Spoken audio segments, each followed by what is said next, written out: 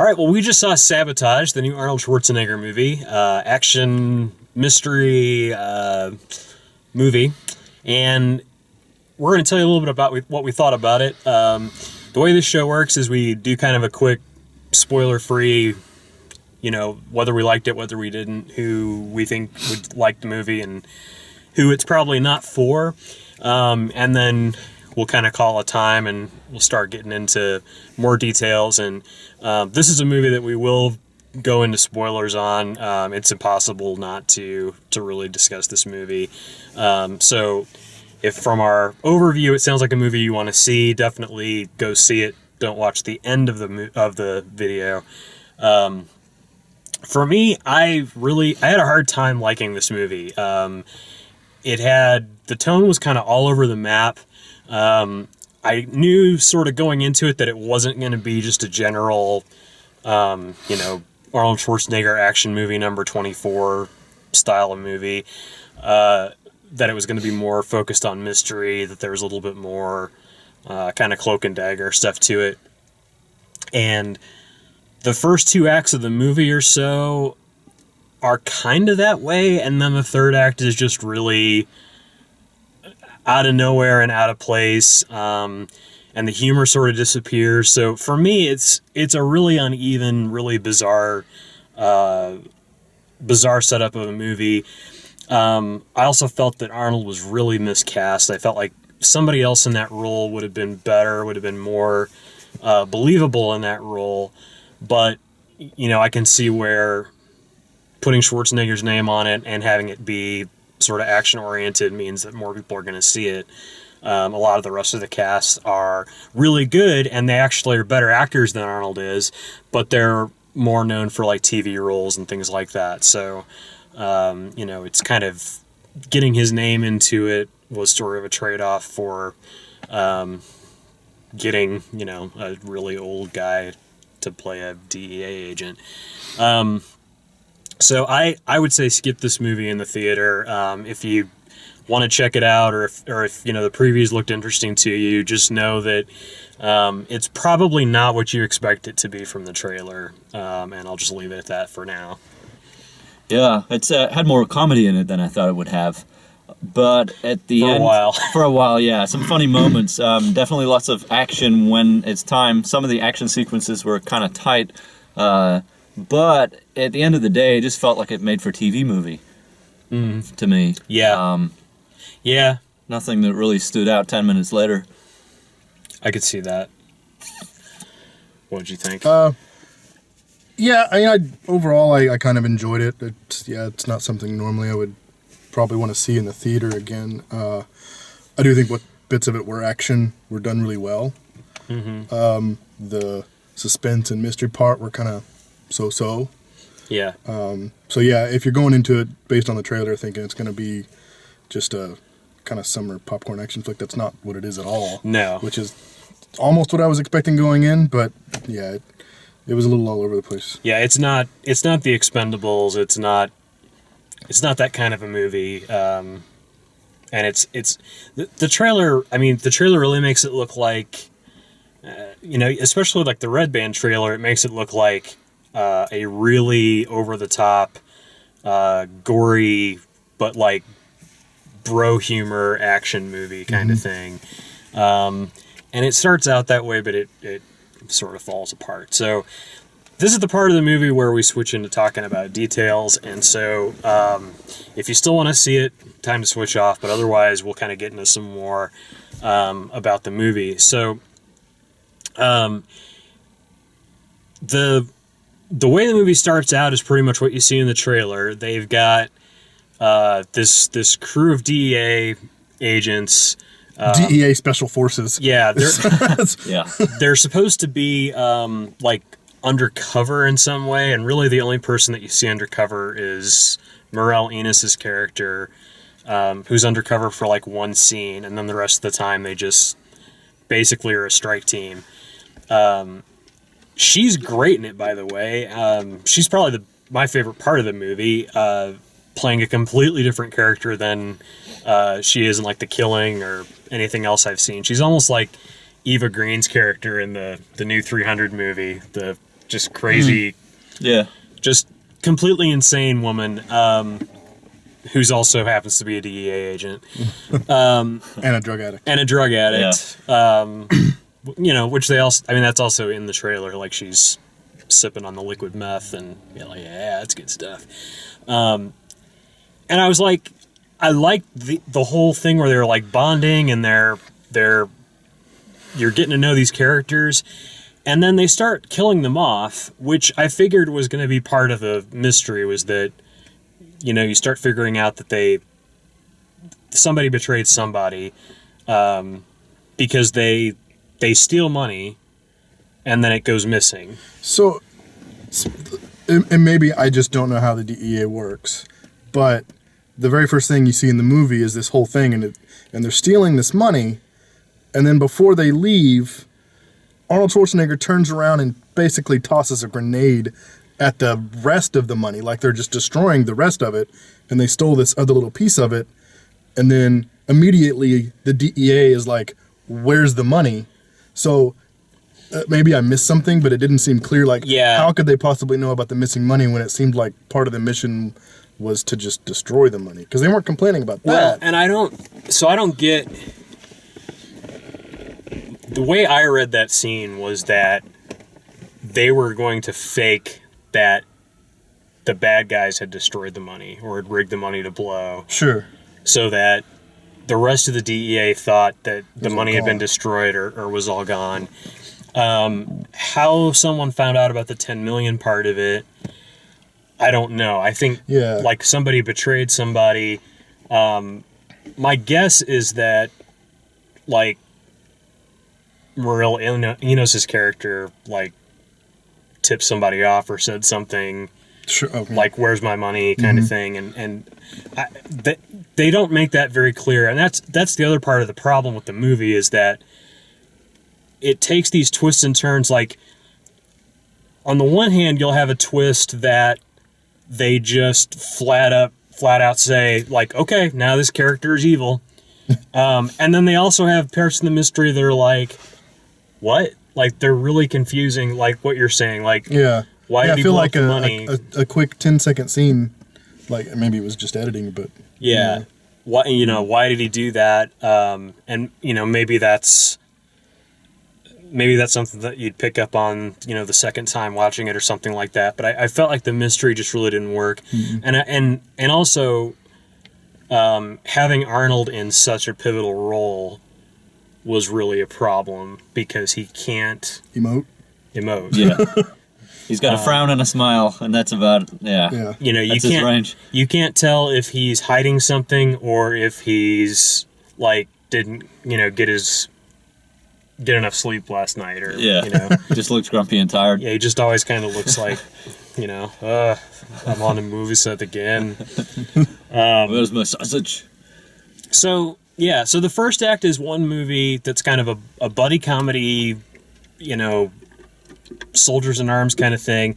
The second act is more of the mystery, where the detective starts investigating the death of the first and then the second, and then more of the strike team. And she's played by, I want to say... Olivia Williams? Yeah. Looks familiar. I just remember her from Dollhouse. Yeah, from Dollhouse, where she had a British accent. In this movie, she sometimes has a Southern accent, and then it just disappears every once in a while. It's supposed to take place in Atlanta, and she has like a really thick accent at the beginning, and then it just sort of comes in and out. Yeah, it comes and goes. So that's really uneven. But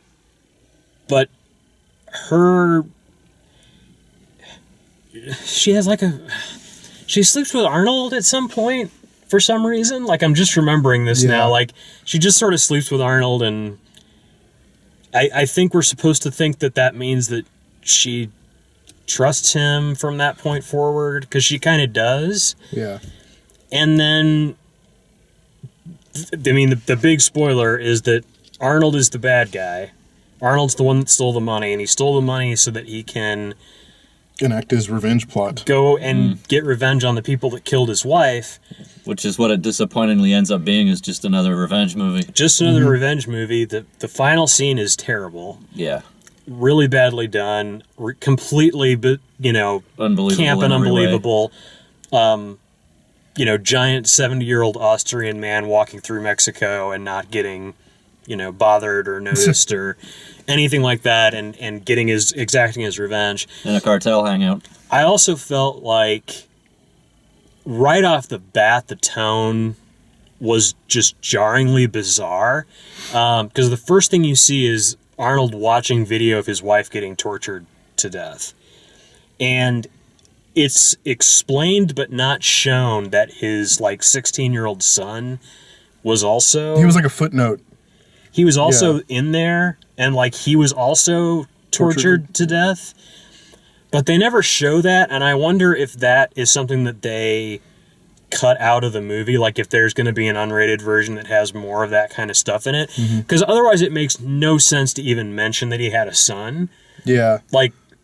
Really, there's just like a pure emotional, string. And he had a 16 son, and they got along great. They were best friends. But I saw enough of his wife getting tortured to believe that he would go and get revenge. Right. I didn't need to know about the son, and them not showing it makes me think that either they were afraid to show it, which is odd that they would even mention it, or that it got cut to keep it at an R rating. Or well, something especially because one of the things I thought was interesting was the violence wasn't necessarily over the top or campy most of the time. A lot of the violence was really visceral. I felt it was they didn't spotlight it or highlight it or make it be it was just something that happened. Right. But it was it happened. Which is why the first act and parts of the trailer are so tone deaf, because they're cracking wise the whole way through that part, and the Red Band trailer, they're making extra jokes and potty humor and all this other kind of stuff. It's that's fine if that's the R-rated movie that you want to make, but having that be just sort of how these guys relate to each other in this otherwise really gritty sort of... it's a depressing story. It's a downer of a story. Although I will say, for that first act and the whole body cop thing, that felt real to me. Because I know that. That's the way those guys are. They live together. Yeah, that's how absolutely. Yeah, the camaraderie. Exactly. I thought that was done really well. I wanted the rest of that movie to be that way. Yeah. And it could have been that. It could have been something where, I don't know. If they had, one of the things that we talked about, I think right before we turned the camera on, was that there's no Mexican or Hispanic members on the strike team, which is really bizarre to have the DEA. Of the DEA. Who's not just that, but it's a strike team whose sole purpose appears to be infiltrating cartel organizations. Right. So not to have any sort of Latin, South American, anything. Let alone Arnold's the leader. That's crazy in and of itself. But and the only person we see undercover is the redheaded female Meryl, character, Lizzie, and she's great. But right,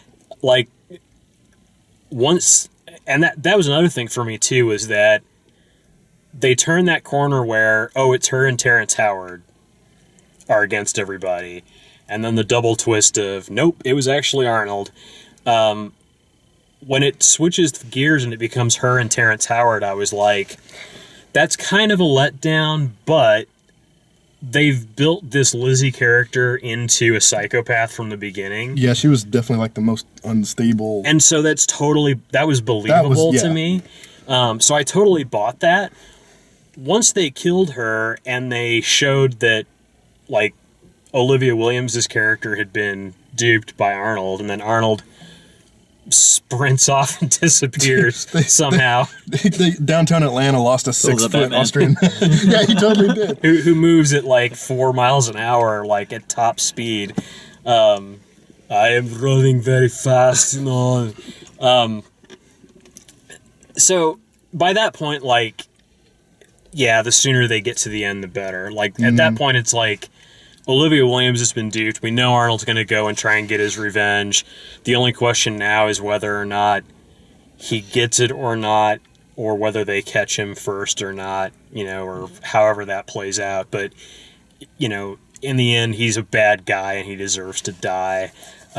Which, at the very end, reminded me of another movie, 3:10 to Yuma. It's not the same situation at all, but just the acting skills to pull that off. Like, I'm talking about the very, very end. Yeah. And Arnold Schwarzenegger, again, just miscast as that. I thought of someone like Russell Crowe or Christian Bale being able to pull a thing like that, where Arnold just sits there and he's got that usual frown and a bit of a smirk, and that's about it. It just didn't feel like there was any real... Yeah, I think that made it harder to, like... Felt odd. Like maybe the weird tacked-on revenge plot could have been salvaged if they had someone that was a believable...